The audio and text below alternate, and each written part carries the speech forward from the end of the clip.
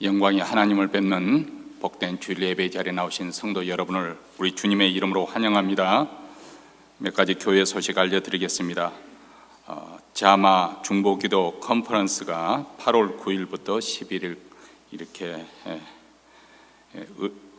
LA는 은혜 한인교회에서 열리게 되는데요. 여기에 참석하시 원하시는 분들은 라비에 안내서가 있습니다. 그리고 저한테 또 문의사항 있으면 알려주시면 제가 도와드리도록 하겠습니다.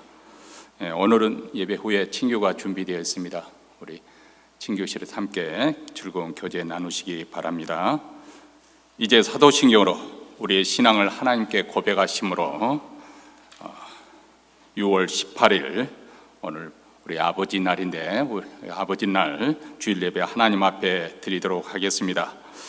전능하사 천지를 만드신 하나님 아버지를 내가 믿사오며 그의 아들 우리 주 예수 그리스도를 믿사오니 이는 성령으로 잉태하사 동정녀 마리아에게 나시고 본디오 빌라도에게 고난을 받으사 십자가에 못 박혀 죽으시고 장사한 지 사흘 만에 죽은 자 가운데서 다시 살아나시며 하늘에 오르사 전능하신 하나님 우편에 앉아 계시다가 저리로서 산 자와 죽은 자를 심판하러 오시리라. 성령을 믿사오며 거룩한 공예와 성도가 서로 교통하는 것과 죄를 사하여 주시는 것과 몸이 다시 사는 것과 영원히 사는 것을 믿사옵나이다. 아멘. 우리 다 함께 일어나셔서 찬송가 78장 하나님을 찬송하겠습니다.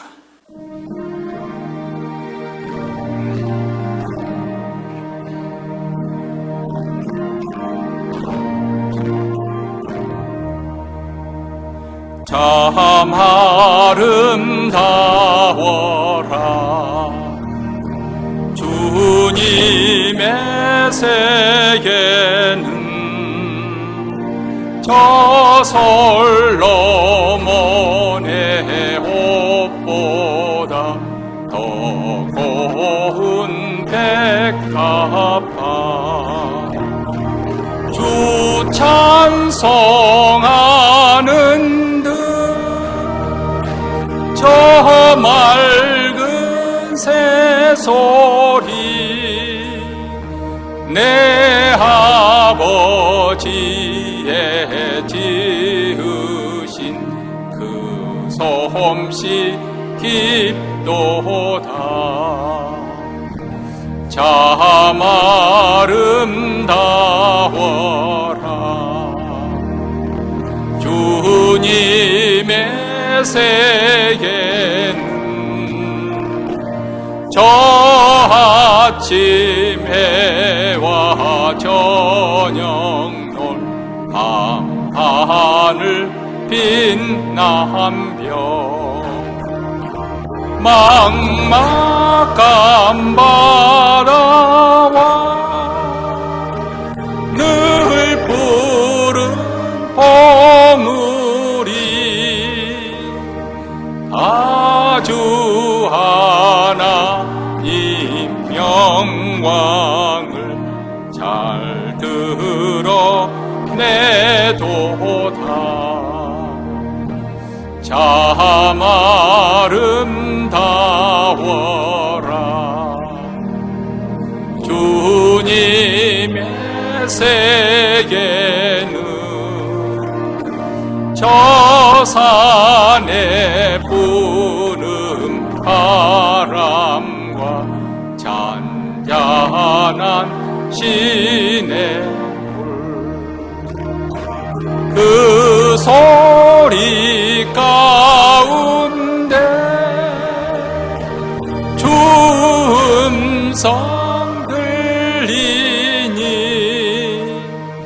주 하나님의 큰 뜻을 내 알 듯 하도다. 아멘.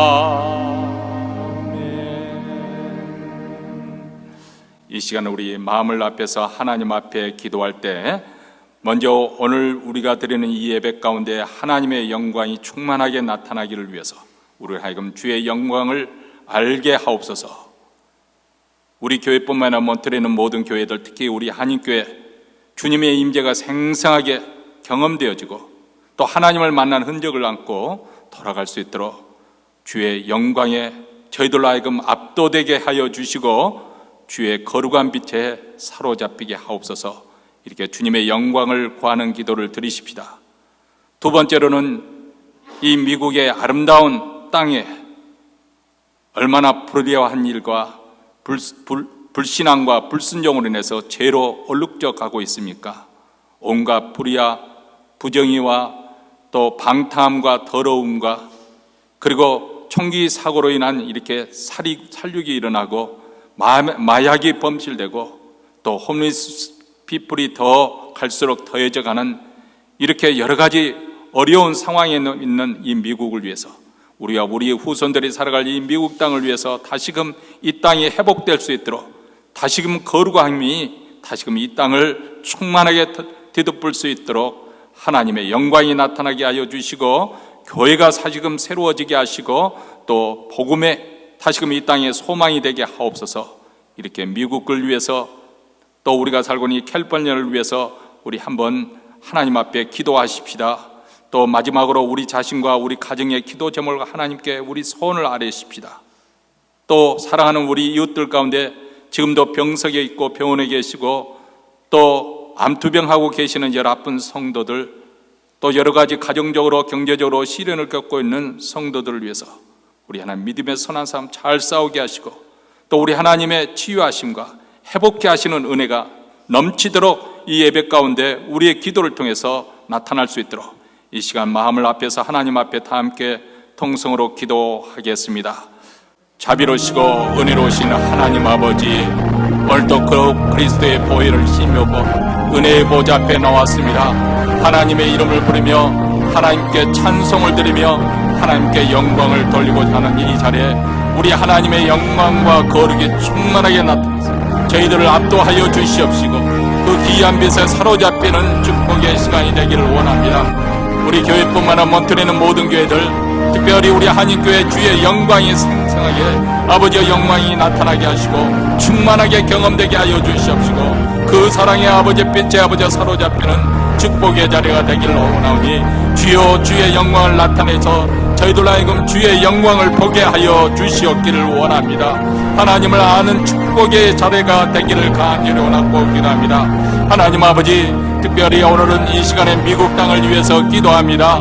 하나님께서 아름답게 창조한 이 땅에 죄악이 범람하고 있습니다. 불의한 일이 일어나고 있고 불순종의 삶이 이루어지고 있고 하나님을 믿지 않은 그 불신앙 속에 온갖 죄악과 방탕함이 아버지를 흘러넘쳐서 이 땅을 오염시키고 있습니다. 우리 하나님 아버지의 거짓된 말과 아버지의 망령된 행실들과 온갖 불의한 일들, 아버지와 더럽고 추악한 음란한 상황들, 또 아버지와 마약이 범죄되고 아버지 하나님의 우리 자녀들이 아버지 하나님의 세상적인 이 죄악에 사로잡히고 있는 땅에 아버지 하나님의 살인이 살육이 일어나고 있는 마귀가 역사가 행행하고 있는 이 땅에 다시금 복음의 빛이 바라게 하여 주시고 성령의 놀라운 빛으로 다시금 이 땅을 거룩게 회복하게 하여 주시옵기를 간절히 원하고 기도합니다. 특별히 우리가 살고 있는 캘리포니아 다시 한번 하나님 아버지와 하나님께서 은혜를 베풀어 주시고 너희들 믿는 자들을 정신 차리게 하여 주시고 아버지 교회가 각성되게 하여 주시옵시고 진리의 복음이 아버지와 다시금 힘있게 증거되고 전파되게 하여 주시기를 원합니다. 자비로우시고 은혜로우신 우리 하나님 아버지, 오늘도 각자 가정마다 기도점을 가지고 하나님 앞에 나왔습니다. 우리 자녀들을 위해서, 우리의 사업터와 아버지의 직장 생활을 위해서, 우리 장래 노후 삶을 위해서 하나님 앞에 기도하는 성도들의 기도를 들으시옵소서. 병석에 누워 계시는 성도들 위해서 드리는 기도를 들으시옵소서. 치유의 역사가 일어나기를 원하면 회복의 역사가 나타나기를 원합니다. 우리의 기도가 응답되고 하나님의 선하심을 맛보고 돌아가는 축복의 자리가 되기를 원하오니 오 하나님 아버지, 우리로 하여금 주님의 선하심, 주님의 은혜로우심을 이 시간 충만하게 경험하게 하시고 하나님을 아는 시간 지식 가운데 충만케 하여 주시옵기를 간절히 원하고 기도하옵나이다. 하늘에 계신 우리 아버지여, 이름이 거룩히 여김을 받으시오며 나라의 임하옵시며 뜻이 하늘에서 이룬 것 같이 땅에서도 이루어지이다. 오늘날 우리에게 일용할 양식을 주옵시고 우리가 우리에게 죄인자를 사하여 준 것 같이 우리의 죄를 사하여 주옵시고 우리를 시험에 들게 하지 마옵시고 다만 악에서 구하옵소서. 대개 나라와 권세와 영광이 아버지께 영원히 있사옵나이다. 아멘. 하나님 말씀 보겠습니다. 하나님 말씀은 로마서 4장 1절부터 16절 말씀입니다. 자, 우리 다 같이 한 목소리 읽습니다. 그런즉 육신으로 우리 조상된 아브라함이 무엇을 얻었다 하리요? 만일 아브라함이 행위로서 의롭다 하심을 얻었으면 자랑할 것이 있으려니와 하나님 앞에서는 없느니라. 성경이 무엇을 말하느냐? 아브라함이 하나님을 믿음에 이것이 저에게 의로 여기신 바 되었느니라. 일하는 자에게는 그 싹을 은혜로 여기지 아니하고 빛으로 여기거니와 이를 아니할지라도 경건치 아니한 자를 의롭다 하시는 이를 믿는 자에게는 그의 믿음을 의로 여기시나니 일할 것이 없이 하나님께 의로 여기심을 받는 사람의 행복에 대하여 다윗의 말하마 그 불법을 사하심을 받고 그 죄를 가리우심을 받는 자는 복이 있고 주께서 그 죄를 인정치 아니하실 사람은 복이 있도다 함과 같으니라. 그런즉 이 행복이 할례자에게는요 혹 무할례자에게도요 대저 우리가 말하기를 아브라함에게는 그 믿음을 의로 여기셨다 하노라. 그런즉 이를 어떻게 여기셨느냐? 할례시냐 무할례시냐? 할례시가 아니라 무할례시니라. 제가 할례의 표를 받은 것은 무할례시의 믿음으로 된 의를 인친 것이니 이는 무할례자라서 믿는 모든 자의 조상이 되어 저희로 의로 여기심을 얻게 하려 하심이니라. 또한 할례자의 조상이 되었나니 곧 할례 받을 자에게 뿐만 아니라 우리 조상 아브라함의 무할시에 가졌던 믿음의 자취를 좇는 자들에게도니라. 아브라함이나 그 후손에게 세상의 우사가 되리라고 하신 언약은 율법으로 말미암은 것이 아니요 오직 믿음의 의로 말미암은 것이니라. 만일 율법에 속한 것이 우사이면 믿음은 헛것이 되고 약속은 폐하여졌느니라. 율법은 진노를 이룩게 하나니 율법이 없는 곳에는 편함도 없느니라. 그러므로 후사가 되는 이것이 은혜에 소하기 위하여 믿음으로 되나니 이는 그 약속을 그 모든 후손에게 굳게 하려 하심이라. 율법에 속한 자에게 뿐만 아니라 아브라함의 믿음에 속한 자에게 했더니 아브라함은 하나님 앞에서 우리 모든 사람의 조상이라. 아멘. 방금 본문 말씀을 우리가 읽었지만은 벌써 머리가 찌끈찌끈해 오죠. 도대체 뭘 말씀하려고 하는 것인지. 이게 이제 성경이 언어를 번역한 또 번역의 번역을 해서 우리 한글성이 번역이 됐기 때문에 사도 바울이 굉장히 논리적으로 글을 썼지만은 우리 한글 성경으로 읽다 보니까 그 말이 그 말인 것 같고 저 말이 이 말인 것 같고 좀 헷갈리고 그래서 조금 영어를 좀 읽을 수 있는 사람, 해석할 수 있는 분들은 영어 성경과 같이 이렇게 대조해서 읽어보면 아주 분명하게 사도 바울이 진술을 하는 것은 너무나도 분명하고 확실하게 진술을 해주고 있습니다. 근데 한글 성경을 읽다 보니까 이게 더군다나 종교적인 용어들이 계속 나오지 않습니까? 신학적인 용어, 뭐 아브라함이 나오고 다윗이 나오고 믿음이 나오고 은혜가 나오고 할례가 나오고 무할례가 나오고 그러다 보니까 이게 소위 말하지만 듣기에 썩 매끈하게 이렇게 흘러가는 것이 아니라 탁탁탁 거침돌이 되는 거죠. 그 단어마다 우리가 이해가 필요한 것이고 그래서 초신자들에게는 이 본문 말씀이 도대체 이해가 되지 않을 수 없습니다. 이해가 되지 않을 수 있습니다. 그러면서 우리가 드는 생각이 있어요. 아니 우리는 유대인도 아닌데 왜 아브라함을 찾고 다윗을 찾고 할례를 찾고 율법을 찾는가? 우리는 그것과 아무 상관이 없고 우리는 당연히 예수를 믿는 사람인데 믿음으로 구원받았던 거 우리 믿는데 왜 우리가 다시 로마서를 공부해야 되는가? 하나님의 말씀을 다시 로마서에 통해서 하나님의 말씀을 들어야 하는 것일까? 아마 이런 질문은 아주 지극히 정당하다고 그렇게 생각이 되어집니다.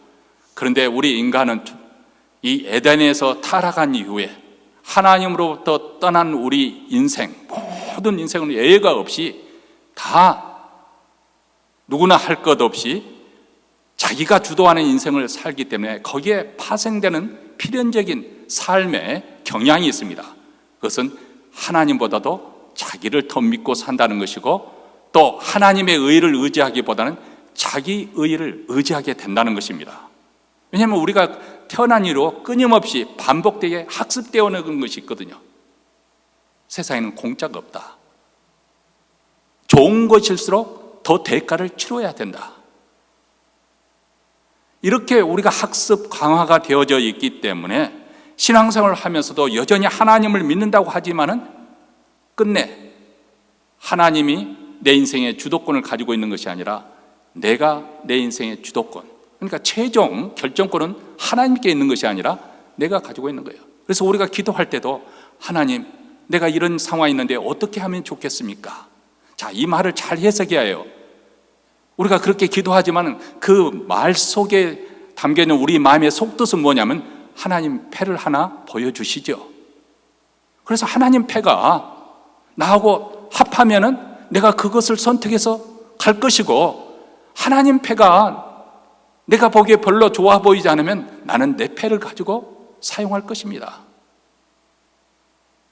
뭐 그렇게까지 여러분은 생각하지 않았을는지 모르겠지만은 은연중에 그런 속뜻이 우리 속에 무의식 중에 나온다, 그 말입니다. 다시 말하면 우리가 믿음으로 의롭다함을 배우면서도 들으면서도 여전히 자기 의를 포기하지 못하고, 그렇기 때문에 우리 신앙생활에서 여전히 확신이 없고 마음 한구석에는 꺼림칙한 채 신앙생활을 하는 이유가 여기 있다고 생각합니다. 그래도 구원을 위해서 내가 좀 뭔가 공헌을 해야 되지 않겠는가? 아무리 그랬지 이 세상에 공짜가 어디 있나? 내가 어느 정도 신앙생활을 잘하려고 애쓰고 잘 믿도록 해야 구원이 확실해지는 것이고 천국에 갈 수 있지 않겠는가? 이런 생각을 우리가 입술로는 내지 않지만 무의식 중에 하게 된다는 것입니다. 얼마나 우리가 우리 자신의 의의를 버리지 못하고 의지하는지 모릅니다. 그렇기 때문에 우리가 복음의 그 충만한 영광을 맛보지 못하는 거예요. 그것을 경험하지 못하는 거예요. 복음이 얼마나 영광스러운 것인지 그것을 그대로, 날 것 그대로 우리가 맛을 볼 수 없는 이유가 여기 있습니다. 그래서 사도 바울은 로마에 있는 성도들, 이미 믿고 있는 그들에게 로마서를 써야 했던 것이고, 오늘 이 시간에 우리가 로마서를 다시 들어야 하는 이유, 복음을 다시 들어야 하는 이유가 여기 있습니다. 여러분, 로마서는 한마디로 말해서 복음의 능력에 대한 변증입니다. 사도 바울은 복음을 부끄러워하지 않은 이유가 복음은 믿는 모든 자에게 구원을 주시는 하나님의 능력이 된다고 그렇게 말씀하고 있습니다. 왜냐하면 복음에 우리 인간의 의의가 아닌 하나님의 의의가 나타났기 때문이다. 사람이 하나님의 의의를 힘입어야 하나님의 진노에서 벗어날 수 있고 구원을 이룰 수 있는 은혜를 입게 됩니다. 그런데 사람이 의롭게 된다는 것은 율법의 행위로 되는 것이 아니라 믿음으로 되는 것이다, 이렇게 선언을 하고 있습니다. 로마서 3장 28절에 그러므로 사람이 의롭다 하심을 얻는 것은 율법의 행위에 있지 않고 믿음으로 되는 줄 우리가 인정하노라. 사람이 의롭게 되는 것은 율법의 행위, 자기 의로서 우리가 의롭다함을 받는 것이 아니라 믿음으로 된다. 이 선언은 그 당시 유대인들에게는 대단한 충격을 주었고 혼란을 가져다 주었습니다. 우리는 당연하게 지금 여기고 신앙생활을 하고 있는데 이 소리를 들은 유대인들은 이것 때문에 열을 받은 거예요. 그래서 사도 바울이 복음을 전하는 것마다 유대인들이 쫓아다니면서 점심을 싸가지고 다니면서 사도 바울을 방해를 하고 그리고 죽이려고 그렇게 했던 이유가 여기에 있습니다. 왜냐하면 사람이 의롭게 되기 위해서는 율법을 지켜야 되는 것이고 할례를 받아야 된다고 그들은 믿었기 때문에. 그런데 사도 바울은 의롭게 되는 것은 거기에 있는 것이 아니라 하나님을 믿는, 예수 그리스도를 믿는 믿음으로 되었다고 그렇게 선언하기 때문에. 그러면 우리 유대인의 자랑이 뭐가 있겠는가? 우리는 유대인으로서 할례를 자랑하고 율법 지키는 것을 의롭게 여기고 그렇게 하는데, 그렇다면 유대인이나 이방 사람이나 차별이 뭐가 돼 있겠는가? 맞습니다. 사도 바울은 하나님께서 주시는 구원은 아무 차별이 없다는 거예요. 누구든지 믿는 자에게 차별 없이 주신다는 것입니다.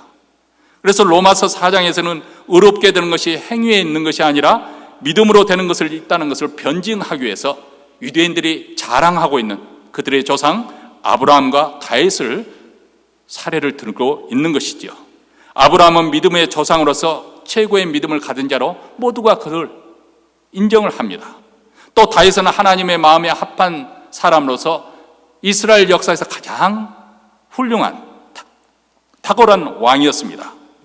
자, 이 두 사람의 공통점이 하나 있습니다. 그것은 바로 하나님께서 아브라함과 그 다윗에게 언약을 주셨다는 것입니다. 물론 시내산에서 모세는 이스라엘과 민족과 그 사이에 언약의 중보자로서 그 역할을 했습니다. 그런데 아브라함과 다윗의 경우는 하나님께서 그에게 직접 나타나서 그들과 언약을 맺고 그들의 후손에게 복을 주실 것을 약속해 주십니다. 그래서 마태복음 1장 1절에 보면 예수님의 생애에 대해서 이렇게 족보가 쭉 나오는데 그 서론 첫 번째 부분에 뭐라고 나오냐면 아브라함과 다윗의 자손 예수 그리스도의 세계라. 자, 구약에 여러 위대한 믿음의 선각자들이 많이 나오잖아요. 모세도 등장하고 엘리야도 등장하고. 근데 왜 하필이면은 아브라함과 다윗 두 사람이 그 후손 예수 그리스도의 세계라고 이렇게 소개하고 있을까? 그 이유는 바로 하나님께서 온 인류를 구속하게 한 그 약속, 언약이 아브라함과 그리고 다윗에게 직접 그들에게 나타나서 맺었기 때문에, 그 언약을 주셨기 때문에, 그리고 마침내 그 후손으로 오신 예수 그리스도를 통해서 하나님께서 언약을 맺을 때 주셨던 약속, 땅의 모든 족속이 너로 인하여 복을 받으리라. 이 약속이 바로 그리스도를 통해서 성취되었기 때문에 그렇습니다.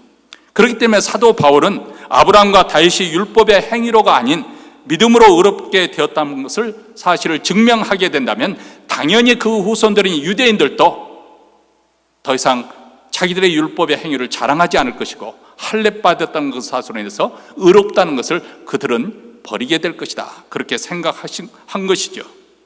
그래서 모든 유대인들도 율법이나 할례에 의해서 의롭게 되는 것이 아니라 믿음으로 된다는 사실을 부인할 수 없도록 그들의 입을 막기 위해서 지금 아브라함과 다윗의 예를 드는 것입니다. 그리고 이렇게 하는 것이 왜 우리가 또 말씀을 오늘 듣고 있는 것인가? 구약 성경에 이렇게 그들이 믿음으로 의롭다함을 받았다고 한다면 신약 시대에 사는 우리도 더더구나 우리도 말할 것 없이 율법의 행위나 아니면 자기 어떤 의로운 삶을 통해서 우리가 의롭다함을 받는 것이 아니라 믿음으로 의롭다함을 받는 것, 그것을 증명하려고 하는 것입니다. 자, 오늘 말씀 2절입니다. 만일 아브라함이 행위로서 의롭다 하심을 받았으면 자랑할 것이 있으려니와 하나님 앞에서는 없느니라, 이렇게 말합니다.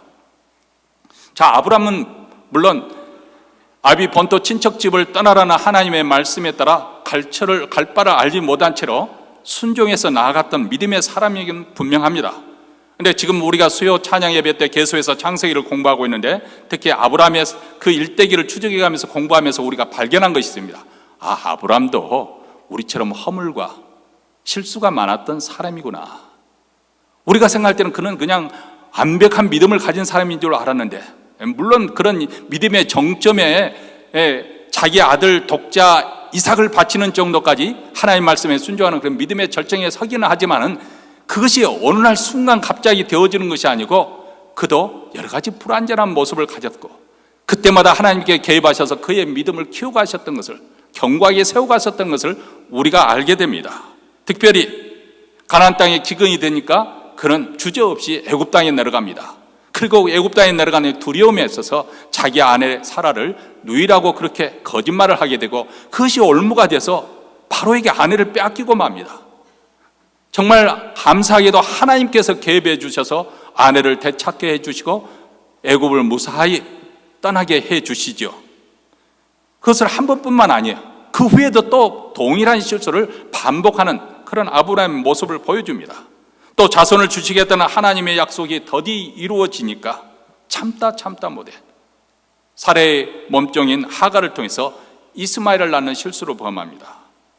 또 그뿐만 아니에요. 하나님께서 그 후에도 계속 약속해 주지만은 그 약속이 더디 이루어지니까 10년 20년 세월이 지나도 이루어지지 않으니까 결국 하나님이 자식을 주시지 않으시니 내가 이스마엘을 내 후계자로 세워야겠다. 하나님께 그렇게 말씀을 드리지 않습니까? 다시 말하면 아브라함이 하나님을 신뢰하는 마음이 언제나 충만하게 온전하게 이루어졌느냐 하면은 업앤다운이 있었어요. 업앤다운이 있었어요. 그래서 그 믿음의 길도 소위 말하면 곧장 하나님을 믿는 그런 길로 가는 것이 아니라 말 그대로 갈질자 행보. 바로 우리가 그렇게 살아왔잖아요. 여기 앉아 계신 여러분들은 전혀 그렇지 않은 것처럼 그렇게 그런 표정을 짓고 앉아 계시지만 저나 여러분이나 다 속막을 알고 보면 그렇게 갈질자 행보를 해왔습니다. 어떨 때는 하나님을 잘 믿은 것처럼 그렇게 헌신했다고도 어떨 때는 세상이 더 좋아 보여서 그것에 혹하기도 하고 아브라함도 그랬어요. 그래서 하나님께서는 창세기 15장에 보면 아브라함이 나타나서 아브라함아 두려워하지 말라. 나는 너희의 방패와 너희 지극히 큰 상급이니라. 그때마다 하나님께서 언약을 확인시켜 주시고 그의 믿음을 붙돋아 주십니다. 17장에서는 나는 전능한 하나님이라 너는 내 앞에서 행하여 완전하라. 자, 이 말씀을 하신 이유가 뭐겠어요? 지금 아브라함이 이제 마지막 고비를 뛰어넘어야 되는데 이삭을 낳기 전 마지막 99세 흔들리고 있다, 그 말입니다. 그러니까 그 믿음을 지금 고추 세워주는 거예요. 지금 하나님 앞에서 갈짓자 행보를 하지 말고 너는 내 앞에서 완전히 행하라, 믿음의 길로 가라, 그렇게 말씀하고 있는 거예요. 자, 그렇다면 아브라함이 무엇으로 하나님께로부터 의롭다함을 받게 되었는가? 오늘 본문 말씀 3절로 다시 돌아가 봅니다. 성경이 무엇을 말하느냐? 자, 성경이라는 것은 구약성경에서 특별히 창세기 15장 6절에 나오는 말씀을 지금 그대로 인용하고 있습니다. 아브라함이 하나님을 믿음에 그것이 그에게 의로 여긴 바 되느니라. 지금 여기서 분명히 본문에서 말씀하고 있는데 아브라함이 어떤 행위로서 의롭다함을 받는 것이 아니라 여호와를 믿음에 이를 의로 간주하였다, 여겼다고 그렇게 말씀하고 있습니다. 자, 이 창세기 15장으로 걸러가 보면 하나님께서 아브라함에게 나타나서 다시금 그 믿음을 세워주십니다. 아직도 확고하게 자리를 잡지 못하는 그의 믿음을 보고 하나님께서 그를 밖으로 이끌어서 하늘의 무뼈를 보여주시면서 말씀을 하십니다. 하늘로 우러러 무뼈를 셀 수 있나 보라. 내 자손이 이와 같으리라, 이렇게 말합니다. 자, 여기도 보면 우리 마음 같아서는 너는 5년 후에 10년 후에 아니면 몇 년 후에 몇 날 며칠 너가 자식을 낳을 것이다, 이렇게 쓰면 얼마나 우리가 믿음으로 확신 가운데 거하겠어요. 근데 그런 말을 쓰면 하지 않아요. 그렇게 되릴 것이다, 그렇게 보여주시기만 하는 거예요. 별도 한두 개도 아니고, 아니 내게는 필요한 것은 지금 자식 하나인데 하나도 없는데 무슨 무뼈를 보여주면서 내 후손들이 저렇게 번성하게 될 것만은 마음에 와 닿겠습니까? 믿어지겠습니까? 근데 아브라함은 어떻게 했다고요? 아브라함이 여호와를 믿으니, 놀랍게도 아브라함은 하나님을 믿었습니다. 신뢰했습니다. 그렇기 때문에 그의 약속의 말씀, 하나님의 약속의 말씀을 그대로 붙잡을 수 있었던 거예요. 그의 나이가 벌써 85세예요. 가나안 땅에 온 지 벌써 10년이라는 세월이 지났고요. 이제 85세인 것에 살아간 나이가 벌써 그러면 75세인데 경수가 끊어져서 자녀를 생산할 수 없는 그런 상황입니다. 아니, 자식을 낳을 어떤 사인이라도, 정말 경수가 끊어졌던 사라가 다시 지금 다시 경수가 나고 있다, 뭐 사인이라도 있어야 될 거 아니겠어요? 근데 아무런 변화가 없는데 아브라함은 지금까지 하나님의 아는 결과, 경험한 결과 하나님이 어떤 분이라는 것을 알았습니다. 그래서 그분을 신뢰했다는 거예요. 신뢰할 만한 분이 약속하셨으니까 그 약속대로 이루어질 것을 믿었다는 것입니다. 비록 내가 자식이 태어날 기미가 없지만은, 그럴 가능성도 보이지 않지만은 장차 하늘의 별처럼 많은 후손을 주실 것이야. 왜 그랬을까요? 하나님을 믿었기 때문에. 그렇기 때문에 그 약속의 말씀을 붙잡을 수가 있었던 것이죠. 손에 잡히는 것이 없고 눈에 보이는 것은 없지만은 장차 하늘의 별과 같고 바다의 모래같이 많은 후손을 주실 것을 믿었다겠습니다. 그리고 아브라함이 그렇게 믿었을 때 하나님께서 그 믿음을 보시고 그를 의로 여기셨다. 여호와께서 이를 그의 의로 여기시고, 이렇게 말합니다. 여기신다, 이 말은 그렇게 간주해 주시겠다는 거예요. 비록 의롭지는 않지만은 그렇게 간주해 주시겠다는 것입니다. 물론 그렇다고 해서 아브라함이 막 함부로 산 것은 아니에요. 믿음의 길로 살려고 그렇게 그것을 쫓아서 살려고 노력했던 사람입니다. 우리처럼 어떻게 보면 평범하게 하나님 두려워서 죄도 제대로 짓지 못하고 그냥 어정쩡하게 이럴까 저럴까 주저주저 하면서, 그러면서도 또 하나님이 이끄신 대로 쫓아가는 그런 사람이었지만은, 그러나 그렇다고 해서 그의 삶이 완벽했느냐, 그의 믿음이 완벽했느냐, 그렇지는 않다는 거예요. 그렇지만 하나님께서 하나님의 말씀에 믿는, 하나님을 신뢰하는 그 믿음을 보고 의롭다고 간주해 주셨다. 그의 공로가 있어서도 아니고 믿음이 좋아서도 아니고 그가 의롭고 거룩하게 살아서도 아니라, 만약에 그렇게 살았다면 그것은 그의 자랑거리가 되었을 거예요. 우리가 노동을 하여서 주인이 주급을 준다든지 월급을 주면은 그것을 선물이라고 말하지 않잖아요. 당연히 내가 받아야 할 부분이에요. 왜? 내가 그렇게 수고를 했으니까. 이처럼 다윗이 자기에게 자랑거리가 있어 자기 의가 의로워서 믿음이 아주 출중했기 때문에 의롭다만 받았다고 한다면 그게 자랑거리가 되는 거죠. 당연한 것이죠. 그것을 4절과 5절에서 이렇게 말씀하고 있는 거예요. 일하는 자에게는 그 싹을 은혜로 여기지 아니하고 빛으로 여기고냐, 당연히 받아야 할 것으로 여기거니와 일을 아니할지라도 내가 노동을 하지 않았는데도 경거치 아니한 자를 의롭다 하시는 일을 믿는 자에게는 그의 믿음을 의로 여기신다. 여러분, 이 부분을 정확하게 잘 보여주고 있는 복음 중의 복음이 예수님의 예화 중 돌아온 탕자에 비유해서 나타납니다. 여기에 등장하는 아버지가 하나님의 은혜가 무엇인지를 너무나도 잘 보여주고 있는 거죠. 둘째 아들이 거지가 되어 돌아왔습니다. 그런데도 그 아버지가 버선발로 뛰어나가 그 더러운 얼굴에 입을 맞추고 기뻐합니다. 누더기 옷을 벗고 좋은 옷을 입히고 신발을 신긴다는 것은 노예가 아니라 이제 자유인, 신분을 이야기하는 것이고, 손에 가락지를 낀다는 것은 아들의 신분을 다시 되찾아 주는 것이에요. 그리고 동네 사람을 부르고 살진 송아지라 큰 잔치, 성대한 잔치를 합니다. 사실 그 아들로 돌아왔다 해서 기뻐할 이유가 뭐가 있겠어요? 그 자식은 아버지의 재산을 다 탕진한 탕아입니다. 다 말아먹고 거지가 되어서 돌아온 그를 금이 한양한 거 아니에요? 요즘으로 말하면 올림픽 게임에 나서 금메달 땄습니까? 은메달 땄습니까? 뭘 잘했다고 맨발로 뛰어나가 그를 끌어안고 입 맞추며 잔치를 벌여주겠습니까? 한 가지입니다. 그가 아버지께로 돌아왔기 때문에. 아버지를 이전에 불신하고 떠났던 그가 이제는 아버지를 믿고 아버지를 공경하게 되었기 때문에, 단절되었던 아버지와의 관계가 다시 복원되었기 때문에, 그래서 아버지가 아들에게 뭐라고 말씀합니까? 이 내 아들은 죽었다가 다시 살아났으며 내가 잊었다가 다시 얻었노라. 자, 이것이 바로 하나님과 우리와의 관계를 보여주는 거예요. 우리가 하나님을 하나님으로 믿고 하나님을 하나님으로 인정하고 돌아올 때 우리 하나님이 두 팔을 벌리면서 우리를 환영해 주시는 거예요. 뭐 우리가 빛나는 인생에 성공했기 때문에, 인생에 성공한 인생을 살았기 때문에 하나님께서 금이 아니하는 우리를 받아주시는 거 아니에요. 우리가 의롭고 거룩해서 우리를 받아주시는 것이 아니라 단지 우리가 하나님을 바라보면서 하나님께 다시 돌아가는 거예요. 그래서 돌아가는 우리를 우리 주님께서 환영하고 영접해 주시면서 너는 내 아들이다, 너는 내 사랑하는 딸이다, 내가 너를 의롭다 하므라.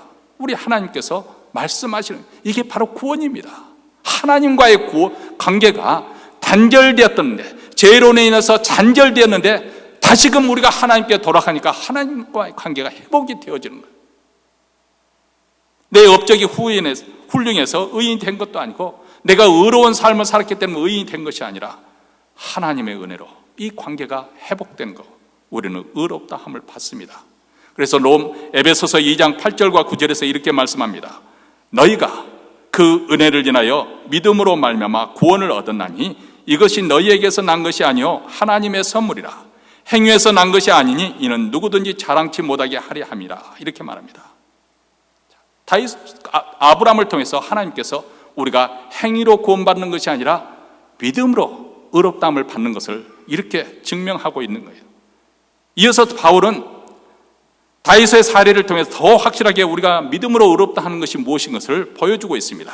자, 우리는 다윗을 생각하면 가장 먼저 떠오르는 생각이, 아직도 그가 소년기를 완전히 벗어나지 못한 그런 티네이저였음에도 불구하고 블레셋 군대의 챔피언인 골리앗을 맞서 나갔잖아요.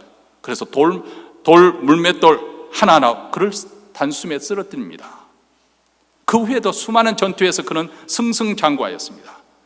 그는 이렇게 무공에도 탁월할 뿐만 아니라 용기 있는 사람이었을 뿐만 아니라 시도 아주 잘 지었습니다. 시편의 시가 많은 부분이 다윗이 지은 시입니다. 악기도 잘 다뤘습니다. 그가 수금을 탈 때는 그 사울을 부리던 악신도 떠날 정도로 치유의 역사가 나타났습니다. 마음도 폭력 있고 넉넉해서 많은 사람 그를 흠모하고 따랐습니다. 그리고 그가 공적을 쌓고 돌아올 때 얼마나 그 다윗 부대, 오빠 부대라고 하나요? 그 여인들이 좋아가지고 우리 다윗 오빠 왔다고 춤을 추면서 환영을 하는 거예요. 사울이 죽인 자는 천천히요, 다윗이 죽인 자는 만만이다.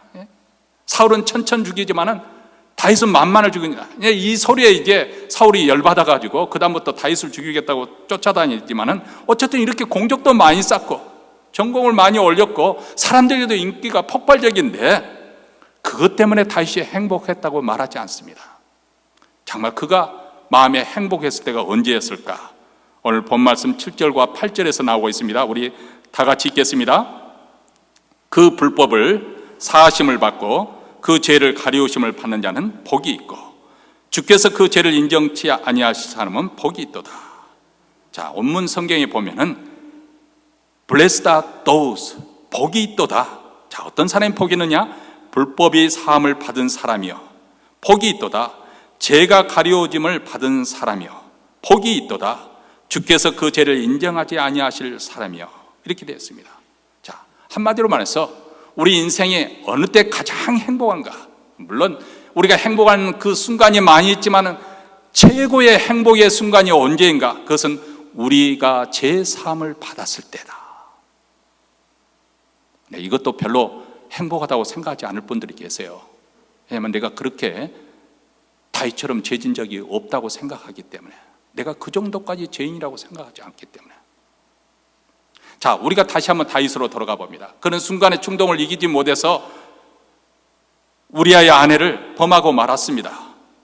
또 그 죄를 은폐하기 위해서 그 충신이었던 우리아를 전쟁 때 최전선에 앞세워서 죽게 만들었습니다. 아주 악질이죠.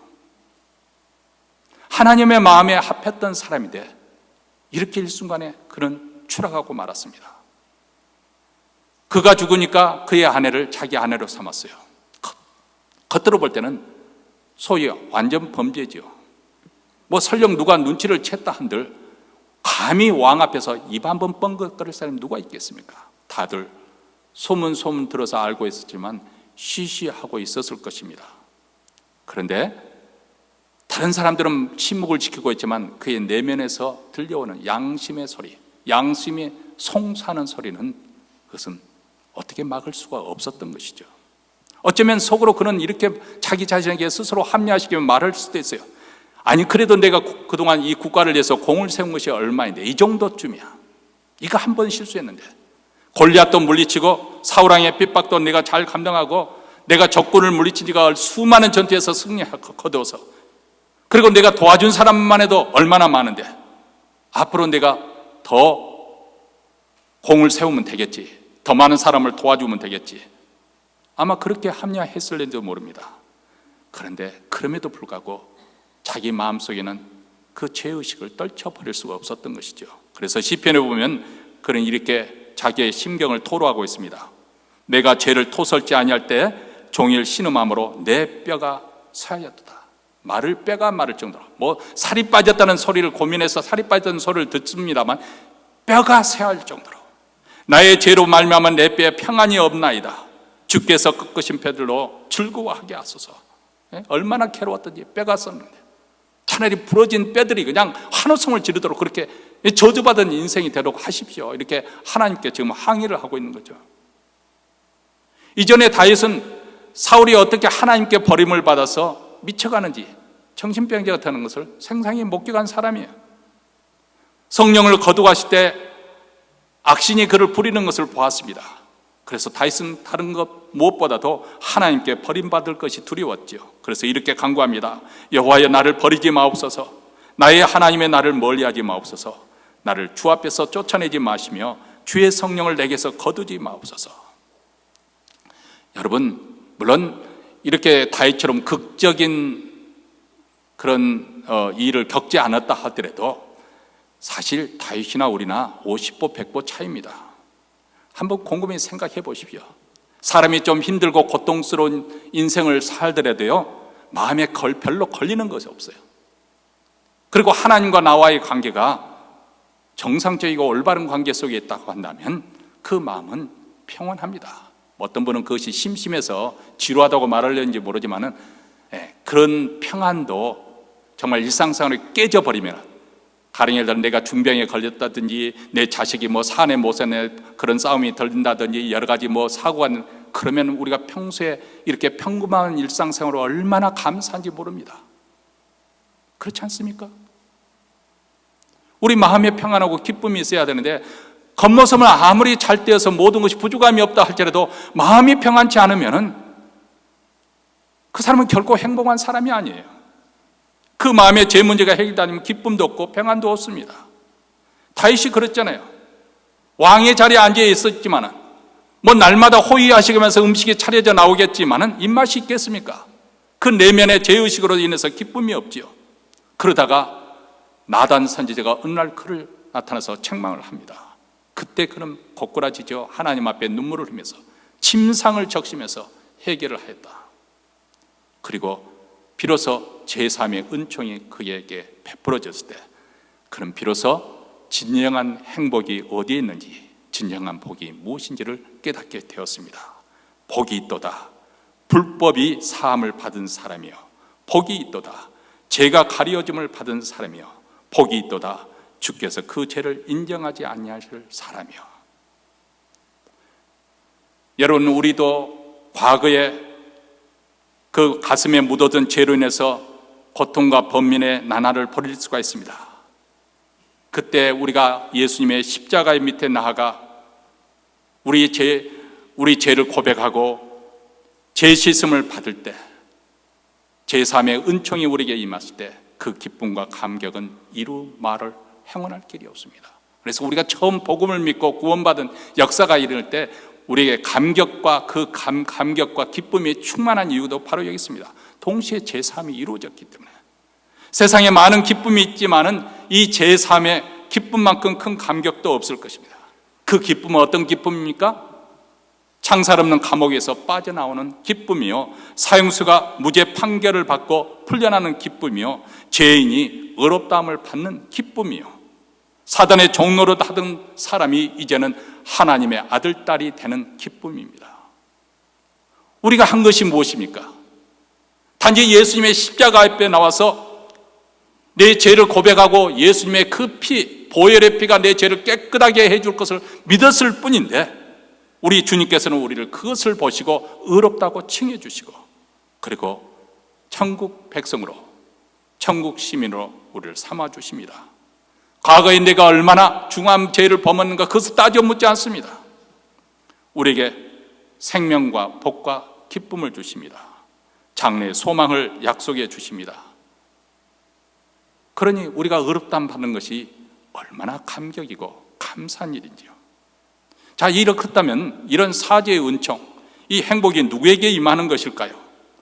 할례를 받은 사람에게만 임하는 것입니까? 아니라고 사도 바울은 말합니다. 할례를 받지 않을지라도 그 마음에 믿음이 있는 자, 누구나 이 은혜를 받을 수가 있습니다. 여기서 말하는 할례라는 것은 여러분에게 말하면 세례를 우리가 또 바꿔서 말할 수도 있습니다. 세례를 받지 않아도, 예수님께서 명하시니까 세례를 받아야 합니다마는 세례 받지 않아도 그 믿음, 마음에 믿음이 있는 자, 이 은혜를 주신다는 거예요. 왜냐하면 아브라함이 믿음으로 의롭다함을 받은 것은 창세기 15장에 나오고, 그로부터 14년이 지난 창세기 17장에서 아브라함과 그 가족 전원이 할례를 받습니다. 자, 그렇기 때문에 의롭다함을 먼저 받고 그 후에 할례를 거행하게 되는 것이죠. 다시 말하면 할례와 의롭다함을 받는 것은 바로 직접적인 상관이 아니에요. 아브라함이 할례를 받았기 때문에 의롭다함을 받은 것이 아니라 의롭다함을 받고 하나님께서 그에게 이제 하나님의 백성으로서 구별을 하기 위해서 할례를 행하라고 그렇게 행하신 거예요. 율법도 마찬가지입니다. 율법도 먼 훗날 모세를 통해서 하나님께서 이스라엘 백성에게 율법을 주신 거예요. 그 당시 유대인들에게는 할례나 율법을 대단히 중요하게 여기고 또 그것을 자랑스러워했습니다. 할례를 받은 유대인 백성들은 하나님의 백성으로 받는 그런 표시로 생각했기 때문에 할례 받으면 구원이 보증되는 것으로 그렇게 여겼습니다. 할례 받은 사람은 지옥에 갈 수 없다. 랍비들이 그렇게 가르쳤습니다. 그러니까 할례에 대해서 얼마나 자긍심이 가는지 나중에 그 교회 안에서도 할례당이라고 그런 사람들이, 그런 무리가 등장할 정도였습니다. 바울은 그렇지 않았습니다. 구원은 믿음으로 받습니다. 아브라함이 의롭다 하는 것을 받은 것은 할례 받기 이전이고 율법을 받기 이전에 의롭다함을 받았기 때문에 그렇습니다. 자, 그것은 우리에게도 오늘 우리도 적용을 해보면 우리가 세례를 받습니다. 그러나 그 세례는 내가 구원받기 위한 조건이 아니에요. 세례는 구원받은 백성에게, 이미 구원을 받은 백성에게 하나님의 백성이 되었다는, 구원받았다는 표시로 우리가 의식을 행하는 것입니다. 구원받은 자녀가 되었기 때문에 세례를 베푸는 것이지, 세례를 베풀었기 때문에, 세례를 받았기 때문에 내가 구원받은 백성이 되는 것이 아니라 그 말이에요. 이 순서를 우리가 정확하게 알고 있어야 우리 신앙생활하는데 나중에 이 꼬이는 잘못된 그런 순서를 우리가 가지고 있으면은 우리 신앙생활에 그 나타나는 열매가 이상한 열매를 맺게 되기 때문에 제가 강조를 합니다. 세례 받는 것이 구원의 공로가 될 수 없고, 구원은 하나님의 은혜, 우리가 믿음으로 말미암아 하나님의 은혜로 받습니다. 자, 오늘 말씀 당연히 이미 다 아는 지식이죠. 여러 번 설교를 통해서 들었던 말이에요. 그럼에도 불구하고 우리 신앙생활에 이것이 정확하게 정말 우리가 그렇게 믿고 거기에 따라서 적용이 되고 있는가, 한번 그것을 마지막 설교를 맺기 전에 우리가 테스트를 해보려고 합니다. 제임스 케네디 목사님이 창설한 전도 폭발이라는, 전도하는 그 훈련인 프로그램이 있어요. 근데 그 훈련을 받고 나가서 던지는 첫 번째 질문이 어떤 질문인지 여러분 훈련 받으신 분은 아직도 기억하고 있을 것입니다. 당신이 만약 오늘 밤 이 세상을 떠난다면, 죽는다면 한마디로, 그래서 하나님 앞에 선다고 가정해 볼 때 하나님께서 당신에게 이렇게 묻는다면 뭐라고 답변하시겠습니까? 하면서 하나님께서 묻는 질문이, 내가 너를 왜 내 천국에 들어오게 해야 하지? 하고 이유를 묻는다면 당신은 뭐라고 답변하시겠습니까? 자, 실력이 뽀록 나니까 겉으로는 말씀하지 마시고 속으로만 생각하세요. 내가 정답을 알고 있는지 속으로만 생각하세요. 첫째, 대부분 사람들이 이 세 가지 부류에 들어갈 거라고 생각하는데요. 첫째, 나는 좋은 그리스도인이 되기 위해 최선을 다했기 때문입니다. 그렇죠? 둘째, 나는 예수님을 그래도 믿었고 하나님의 뜻을 행하기 위해서 노력했기 때문입니다. 셋째로, 나는 마음을 다해서 예수님을 믿었습니다. 자, 이 세 가지 답변은 얼핏 보기에는 다 신앙적인 답변입니다. 그런데 그 논리를 추적해 가보면은, 논리적으로 추적해 분석을 해보면 그 답변의 그 구원의 근거를 어디다 두고 있냐면 여전히 자기 자신, 자기 의에 두고 있는 거예요. 왜 그럴까요? 자, 첫 번째, 좋은 그리스도인이 되기 위해 내가 최선을 다했기 때문에 천국에 들어갈 수 있다고 그렇게 답한 사람, 그것은 무엇이냐면 행위에서 구원받았다는 것을 그렇게 표현한 거예요. 이해되세요? 내가 최선을 다했으니까. 그건 무슨 말이냐면 내가 좋은 믿음을 가졌으니까 내 행위의 근거에서 나는 천국에 들어갈 수 있다고 말하는 거예요. 말은 굉장히 기독교적이고 신앙적인 말로 표현을 했지만 실제로는 하나님의 은혜에서 구원받은 것이 아니라 내 행위에서 좋은 믿음 때문에 구원받았다고 그렇게 표현을 한 것입니다. 율법의 행위로 구원받고자 하는 유대인과 똑같은 거죠. 둘째로, 내가 예수님을 믿었고 하나님의 뜻을 행하기 위해서 노력했기 때문이다. 이렇게 답변할 수 있습니다. 이것은 무엇이냐면 믿음 위에 행위를 더한 구원이다. 이렇게 말할 수 있겠습니까? 다시 말하면 믿음 가지고는 안 되고 믿음 플러스 알파. 그 알파가 무엇이냐? 로마 카톨릭 교회에서는 이렇게 가르칩니다. 당신은 예수를 믿어서 구원받았는데 그 구원은 불완전한 구원이기 때문에 선행을 더해야 됩니다.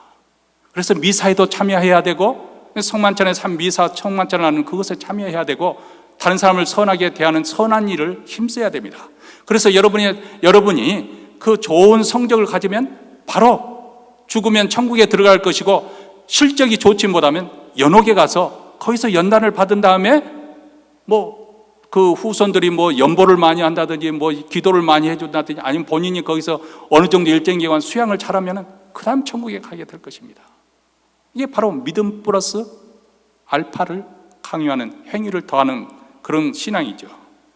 자, 마지막 세 번째는 내가 마음을 다해서 예수님을 믿었기 때문이다, 이렇게 답변할 수 있습니다. 말인즉슨 틀린 말은 아닌 것 같으네요. 내가 예수를 믿었기 때문이다. 근데 보세요, 그 말을 우리가 가만히 곰곰이 한번 우리가 되새기면서 한번 이것이 무엇을 의미하는 건지 생각해 보세요. 한마디로 말해서 믿음이 행위가 되는 그런 구원을 그렇게 표현을 한 거예요. 무슨 말인지 알겠어요? 내가 잘 믿었다는 그것이 구원의 근거가 되고 있다, 그 말입니다. 마치 율법의 행위로 구원의 근거를 삼는 것과 믿었다는 행위 자체가 또 하나의 자기 의가 되어서 하나님 앞에 자신을 내세우는 결과를 가지게 됩니다. 자, 왜 이 세 가지가 복음적이지 못하는가?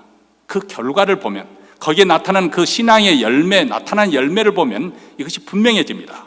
자, 이렇게 되면 내 믿음이 좋을 때는 구원이 확실한 것 같아요.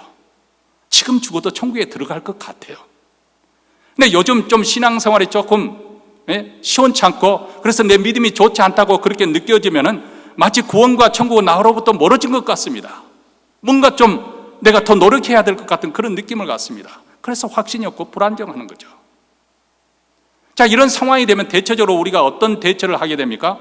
아, 이제부터는 내가 신앙생활을 더 잘해야겠구나, 다짐을 하죠. 더 열심히 기도도 하고 말씀 공부도 하고 또 봉사도 하고자, 선한 일을 하고자 애를 쓰고 그렇게 노력합니다.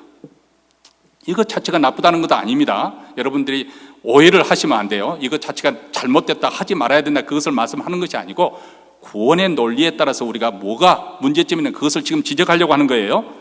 자, 이렇게 해서 노력을 해서 그러면은 내가 믿음이 좋아진 것 같고 하면 다시 구원의 확신이 생기는 거예요. 자, 오늘 밤 죽어도 나 천국에 갈 수 있다는 자신감이 듭니다. 분명히 하나님이 나와 함께 하시는 것일 것 같고 내 기도도 즉각 응답해 주실 것 같은 그런 확신이 듭니다. 그리고 반대로 내가 그렇게 다짐했지만 실질적으로 그렇게 못할 수가 있잖아요. 그럼 실패하면 어떻게 됩니까? 그러면 나는 실패자이고 하나님은 더 이상 나에 대해서 관심이 없을 것 같고 사랑도 하지 않을 것 같은 그런 느낌, 그것 때문에 이전보다 더 비참한 느낌이 드는 거예요. 결국 이런 사랑, 오락가락하는 상황이 반복이 되어지면 그 결과로 어떻게 그 귀결이 되어지는가? 첫째는 신앙생활에 대해서 더 이상 열심 없이 체념하는 채로 그냥 무력한 그 모습 그대로 살아가든지, 또 다른 한편에는 바리새인처럼 외식에 빠지게 됩니다. 이 둘 중에 하나예요. 체념하게 되면 더 이상 영적인 도전을 시도할 염두를 내지 않습니다. 그저 외형적으로 예를 들어서 우리 같이 주일 예배만 꼬박꼬박 참석하는 걸로 더 이상 내가 하나님을 사랑하고 더 이상 하나님께 가까이 가려는 그런 열정이 사라져버린 거예요. 뭐 그래 봐야 다 그것이 그렇지. 저 아무개 집사 보니까 그렇게 뭐 나보다 더 형편없어도 뭐 세상 일 잘만 되던데, 이런 식으로 정당하며 합리하며 사는 거예요. 아니면 외식에 빠져가지고 바리새인들처럼 그 마음속에는 온갖 더러운 욕심과 탐욕이 드글드글 하지만은 우리 주님 앞에 정직하게 그것을 드러내지 않고 오히려 그것을 꽁꽁 감아매고, 그리고 겉으로는 거룩한 척, 내가 교회 직분자인데, 집사인데, 장로인데, 목사인데, 권사인데, 그래서 외식에 빠지는 거예요. 좋은 신앙인인 것처럼 행세를 하는 거예요. 그리고 대개 보면 그렇게 자기 마음이 복잡하면 자기를 방어하려고, 남에게 뽀록나지 않게 하려고 보호하려고 하는 그런 방어 기제가 작동이 되어지고, 또 투사 심리가 있습니다. 그 대개 보면 아내가 남편에 대해서 아주 미운 마음이 들면 자식 새끼 보면 어때요? 괜히 열이 받치는 거예요. 왜요? 그 자식을 통해서 그 남편의 행동 거지가 보이거든요. 그러니까 꼬라지가 나는 거예요. 막 열불이 나는 거예요. 사람 심리가 마찬가지예요. 바리새인화되면 신앙생활을 하게 되면 다른 사람의 잘못된 그런 것이 눈에 들어오게 되고 그것을 가지고 단죄하고 정죄를 하게 됩니다. 아니, 우리가 신앙생활 10년, 20년, 30년 하면은 우리를 통해서 예수님의 성품이 나와야 되잖아요. 더 거룩해지고 더 사람이 너그러워지고 사랑이 많아지고. 근데 예수를 10년, 20년, 평생을 믿었는데 그 속이 밴댕이 속과 같아요. 아무것도 아닌데 삐지고 빠지고 시험 들고. 여러분, 이게 정상적인 신앙생활이라고 생각하세요? 이게 바로 복음을 제대로 이해한 사람이라고 생각하세요? 아니죠. 뭔가 지금 작동이 제대로 되어가고 있지 않기 때문에 그런 현상이 생기는 거 아니겠습니까? 물론 평소에는 우리가 뭐 믿음이라는 이름으로, 신앙이라는 이름으로 다 포장하면서 적당히 살 수가 있어요. 그러나 인생의 위기를 만나면 다 그 실체가 드러나게 되어 있습니다. 가령 예를 들어서 여러분이 치명적인 질병에 걸렸다고 생각하십시오. 의사 선생님이 여러분에게 암이 걸렸다고 판정을 내리고 더 이상 해결할 길이 없고, 여러분은 얼마 몇 개월 남았습니다. 시한부 인생을 했다고 하십시오. 그러면 첫 번째 어떤 생각이 들까요? 대부분의 사람들은, 좀 양심적이라고 하는 사람들 대부분 어떤 생각을 하게 되냐면, 내가 벌을 받았구나. 내가 그때 그 죄를 대해서 하나님께서 나를 치시구나. 이것은 좀 양심이 아직도 살아있는 사람들이에요. 앙심이 그냥 화인 맞은 사람처럼 그런 생각도 나지 않습니다. 자, 이렇게 마음이 덜컥하고 그런 생각이 먼저 들었을 때 우리 믿음 있는 사람은 그것을 잘 변증할 줄 알아야 되는데, 그래서 오늘 제가 말씀을 전하는 거예요. 그러면 그런 위기 때 어떻게 우리 자신을 변론하고 우리 믿음이 흔들리지 않고 견고하게 세울 것인가, 그것을 말씀드리고자 하는 거죠. 특별히 우리 권사님들, 언젠가는 우리가 임종의 자리에 설 거 아니겠어요? 죽음이 정말 현실적으로 내게 다가왔을 때, 이제 하나님 앞에 서게 될 때 내가 과연 천국에 들어갈 수 있는 구원의 확신을 가지고 담대하게 설 수 있는 것인지. 뭐 죽음이라는 것이 처음 올 때는 누구에게나 두려움이 엄습하겠죠.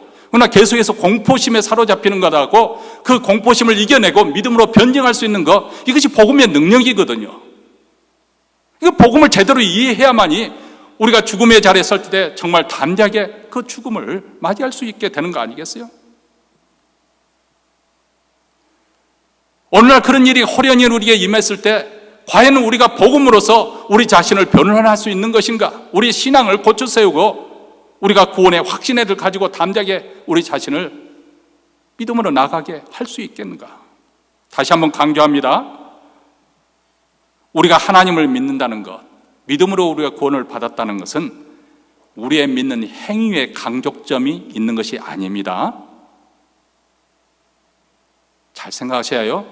우리의 믿는 믿음의 행위, 내가 믿었다, 거기에 강조점이 있는 것이 아니고, 그보다는 우리의 믿음의 대상이신 하나님이 나의 구원을 위해서 그리스도 안에서 어떤 일을 행하셨는가, 그 구원을 행하신 하나님은 어떤 분이신가, 그분의 성품에 우리 구원의 역사가 나타나는 것이고 구원의 효능이 우리에게 역사하는 것입니다. 그러면 믿음은 무엇입니까? 믿음은 대단히 가치 없는 것이냐? 그렇지는 않습니다. 우리가 다음 시간에 계속해서 다룰 거지만 구원은 하나님께서 굉장히 중요하게 다루시는데, 그것은 이 구원이라는 통로를 통해서 하나님의 은총이, 하나님의 구원이, 하나님의 은혜가 임하기 때문에 그렇습니다. 자, 그렇다고 해서 내가 믿었다는 그것이 마치 구원의 원인, 어떤 일을 일으키는 원인이 되느냐 하면 그렇지는 않아요. 2000년 전에 예수님이 십자가에 죽으셨어요. 이것은 내가 믿기 전입니다. 내가 선을 행하기도 전입니다. 내가 열심히 신앙생활 잘해보려고 결심하기도 전에, 2000년 전에 예수님께서를 통해서 하나님께서 우리의 구원을 이루셨어요. 이게 하나님의 역사입니다. 신앙의 논리죠, 그것이. 우리가 예수님을 이제 믿었다, 그 행위를 하기 이전에 이미 그리스도 안에서 우리를 구원하셨다니까요. 우리를 구원하기로 작정하셨어요. 그리고 우리 때 복음이 들려오게 하사, 복음을 듣게 하시고 우리 마음에 믿음이 발생해서 그를 통해서 우리에게 구원이 임한 줄로 믿습니다. 그러므로 구원의 원인, 구원을 발생하게 하는 원인은 하나님의 구원의 행위에 있는 것이지 우리가 믿었다는 그 믿음의 행위에 있는 것이 아닙니다. 자, 그러면 이것은 무엇을 의미하냐면 우리가 두 가지 태도로 나타납니다. 첫째는 우리는 자랑할 것이 없습니다. 왜요? 우리 행위로 구원받은 것이 아니기 때문에, 심지어는 우리가 믿었다는 것이 우리 자랑거리가 되지 못합니다. 전적으로 하나님의 은혜예요. 그래서 우리는 겸손할 수밖에 없어요. 그리고 우리는 그런 받은 은혜가 너무 감사하기 때문에 하나님의 은혜 받은 자답게 남에게 은혜를 베푸는 자가 되는 것이고, 하나님의 사랑을 받은 자답게 이웃을 사랑하는 것입니다. 이게 우리의 신앙생활에 나오는 거예요. 또 한 가지는 이런 하나님의 은혜를 받았기 때문에 우리가 더 이상 이제는 흔들리지 않습니다. 더 이상 의심하지 않습니다. 만약 내 행위에 나의 구원이 달렸다고 한다면 그때그때마다 내가 믿음이 좋을 때는 구원받은 것 같고, 믿음이 좋지 않을 때는 구원받지 않은 것 같고, 천국이 멀어진 것 같고, 그렇게 왔다 갔다 하게 되는데, 이제는 나의 행위에 달린 것이 아니라 하나님의 구원의 은총에 달린 것이기 때문에, 하나님의 은총인데 그것은 불변한 거예요. 영원한 거예요. 확실한 거예요. 더 이상 우리가 의심할 필요 없습니다. 단지 우리 마음이 믿느냐 마느냐 이것에 우리가 우왕좌왕할 뿐이지, 하나님께서 나를 이미 구원하신 그 작정은 확고하고 분명하기 때문에 더 이상 우리 구원은 흔들리지 않을 수 있습니다.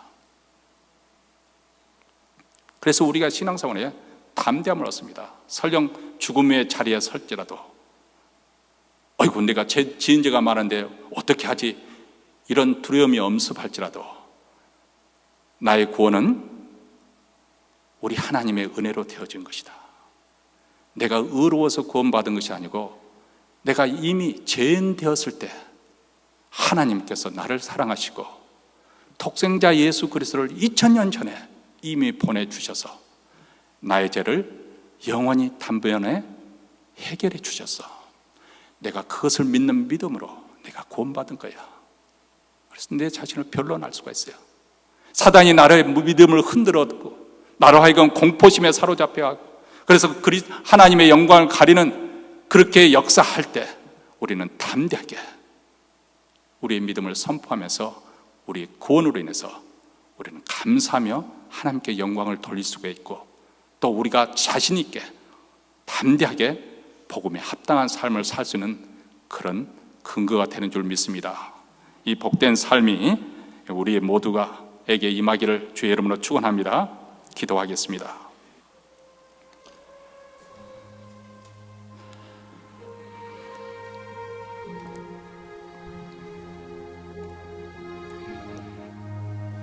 사랑하는 성도 여러분,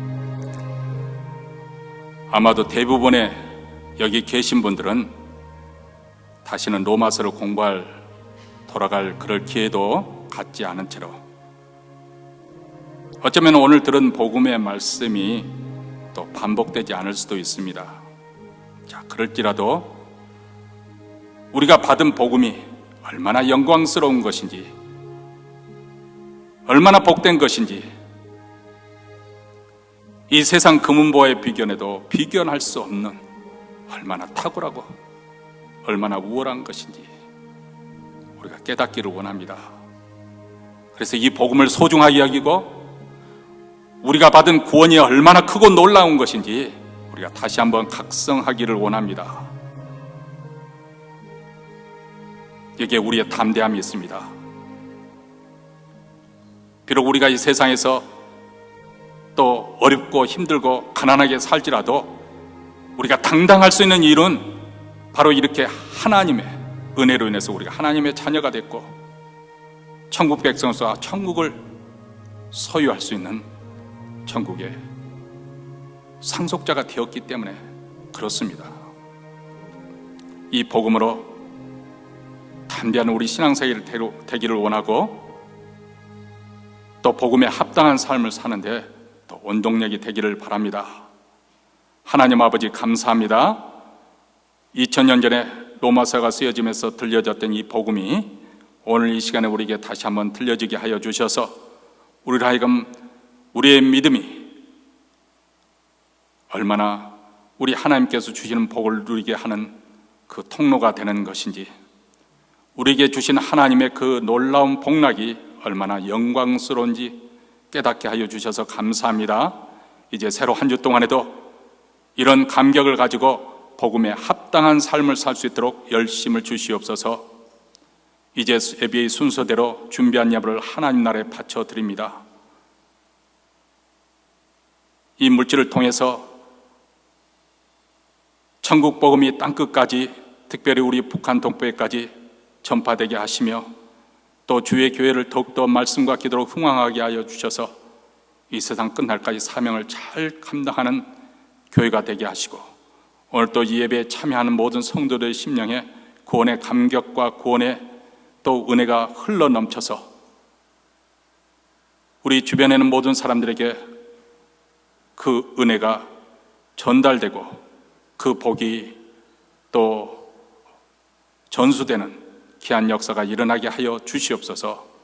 예수 그리스도의 이름으로 기도합나이다. 아멘. 우리 다 함께 일어나셔서 찬송가 213장 우리 하나님 앞에 결단하는 마음으로 부르시겠습니다.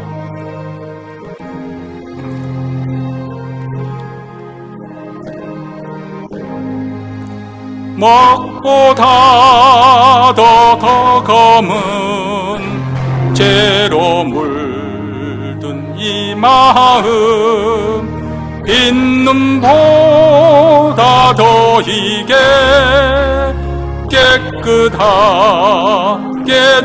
되었네. 주의 보혈 흐르는데 믿고 뛰어나가 주의 은혜 내가 믿어 깨끗하게 되었네. 모든 의심 걱정과 두려움이 사라져 슬픈 탄식 변하여 기쁜 찬송 되었네.